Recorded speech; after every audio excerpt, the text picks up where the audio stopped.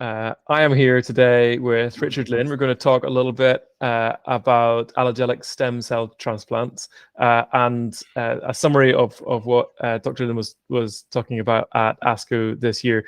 Before we begin, Richard, would you mind maybe giving us a quick introduction to you, some of your research interests, and then we'll dive into allogenic stem cell transplantation. Okay. Thank you, Phil. Good morning, everyone. My name is Richard Lin. I'm a stem cell transplant physician and a CAR T-cell physician at the Memorial Sloan Kettering Cancer Center. My clinical and research interest is actually caring for older patients with advanced hematological malignancies such as leukemia and lymphoma. In the setting of leukemia, obviously, we do mostly allogeneic stem cell transplant. In the setting of a CAR T-cell, in the setting of lymphoma, we mostly perform CAR T-cell therapy as a curative intent treatment modality. My specific interests are, again, caring for older patients. So today I'll briefly mention some of the work I discussed at ASCO on transplant for older patients and provide some sort of what we think about this in the next 10, 15 years. So I'll just dive in. The take-home message for transplant in older adults with AML is basically three things. One is allogeneic transplant remains a viable, potentially curative options for older adults with AML, despite recent advances in approval for many novel therapy drugs. And two, those novel therapies, they actually would help improve the outcome of allogeneic transplant and help potentially improve the rates of the patients going to the transplant. And this, in combination with multiple recent advances in the transplantation platform and transplant technology, would presumably lead to better outcomes for older patients in transplantation. And then lastly, I want to emphasize that we need to incorporate geriatric assessment, both as assessment tool as well as a management tool for older patients going through treatment for their leukemia. And all the way through the transplant process, this will again help improve the outcome for this group of older patients. So traditionally, for older patients with AML, the survival outcome is very poor. Less than 20% patients will be alive in 5 to 10 years after their diagnosis. This is because, as you can imagine, many older patients are traditionally have many medical conditions, medical comorbidities. They may have functional impairments, and they may not have the optimal social support system. And makes things even worse. Many older patients, their leukemias are considered the highest risks because they have antecedent myelodysplastic syndrome, or they have received chemo radiation therapy for other cancers such as lung cancers, breast cancer, and prostate cancer in their life. As a result, those older patients usually have a higher risk of diseases. And allogeneic transplant remains the only curative options, but a very selective group of patients are usually considered candidates. So that's why most of other patients will eventually die after being treated for the traditional non-transplant based therapy.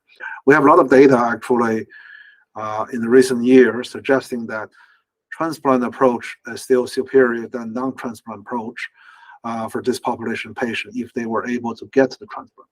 The key is how are they going to be selected, and how do we optimize them to get the transplant?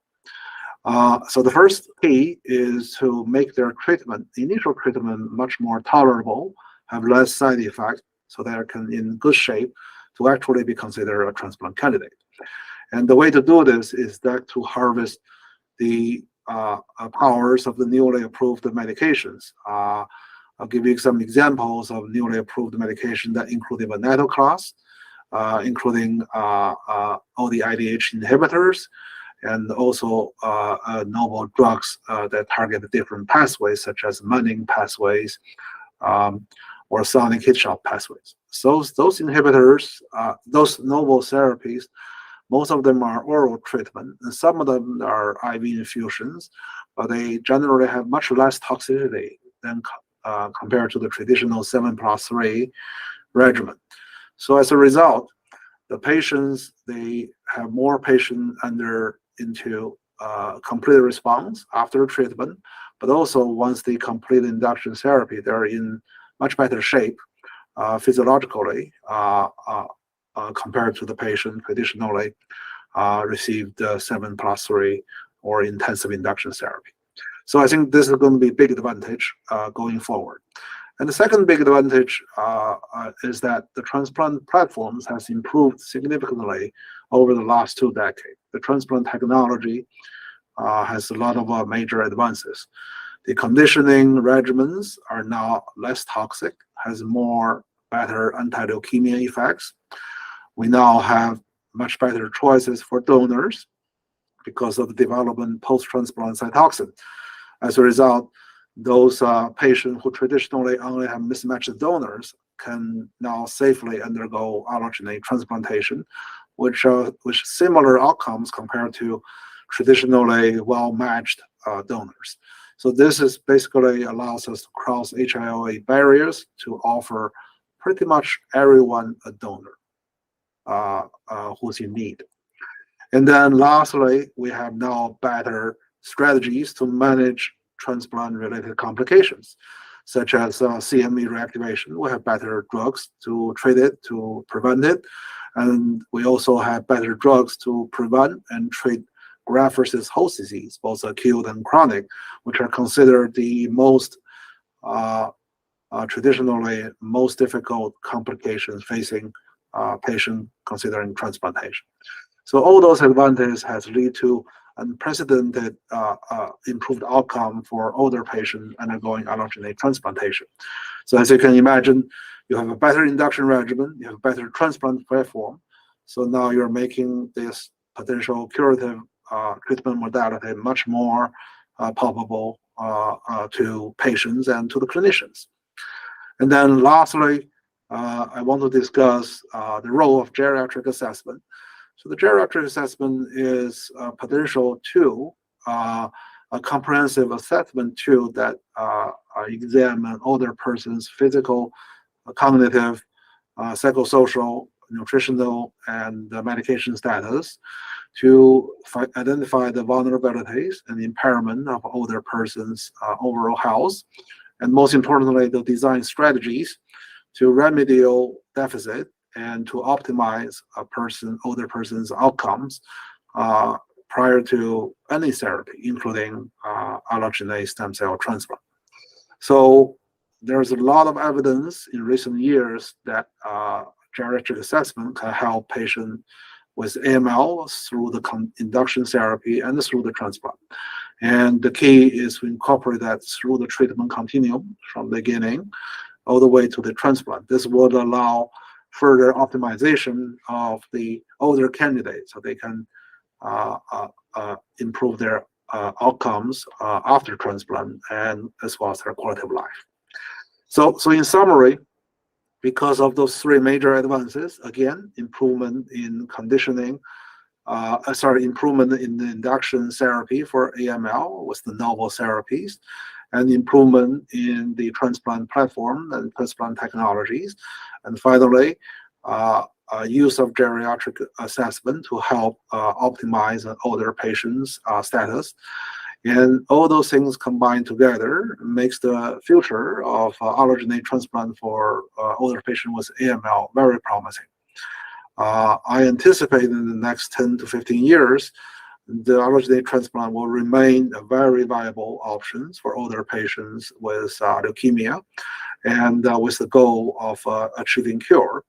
The key is to make sure everybody is aware of those advances to make appropriate early referrals for older patients with AML to consider transplant, because all the things I discussed here need to be planned early and they need time to be carried out in a well manner. So that's why early referral is the key. if you consider an older patient with AML for transplant, and not just to let the age itself to deter you from doing that. I would say the patient from age 60 to 75 should be considered automatic referrals for transplant if they are reasonable, have baseline reasonable performance status. For age over 75, probably easier just to discuss with transplant center who has expertise for older patient directly. So that's sort of my take-home message for consider this topic of transplant for older patient with leukemia.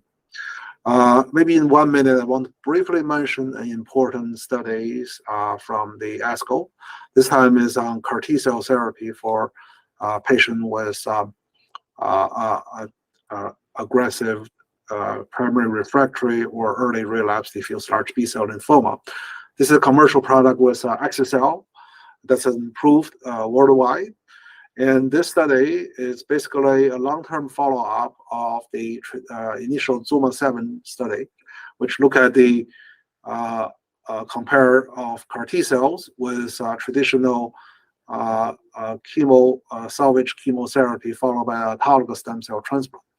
And in the initial publication, it was shown that the CAR T cell offer PFS advantages over traditional salvage chemotherapy followed by autologous stem cell transplant in the patient with patient with aggressive high-grade B-cell lymphoma, including diffuse large B-cell lymphoma, who is refractory to the first-line therapy or who has relapsed within 12 months of first line of therapy.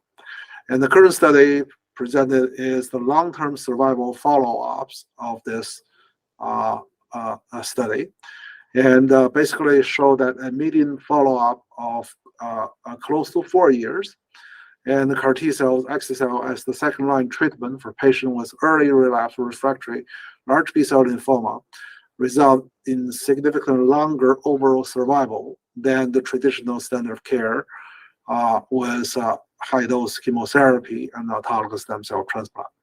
The survival advantage is 30 is not reached in the median overall survival, not reached in the CAR T cell group, and the 31 months in the standard care group, was estimated 4-year overall survival of 55% compared to 46%. And this difference reached statistical significance with a p-value of 0.03. So this is basically a practice-changing result. Suggests that for the old patient with early relapsed diffuse large B-cell lymphoma or primary refractory, they should be receiving CAR T-cell therapy with overall survival advantage. So that's what my take is from ASCO, and welcome any questions you have. Dr. Lin, thank you so much for a really comprehensive understanding of stem cell transplantation in older patients. A really quick summary of the high-level papers at ASCO, and an insight into what we should be expecting to see in the coming years in care, particularly of the older patient. Thank you so much for your time. We're really grateful, and we appreciate you giving us such a really great summary today. I'm sure there would be a ton of questions from the audience who are listening, and we'll pass them straight on to you. Thank you so much. Okay, thank you. It was nice meeting you guys as well.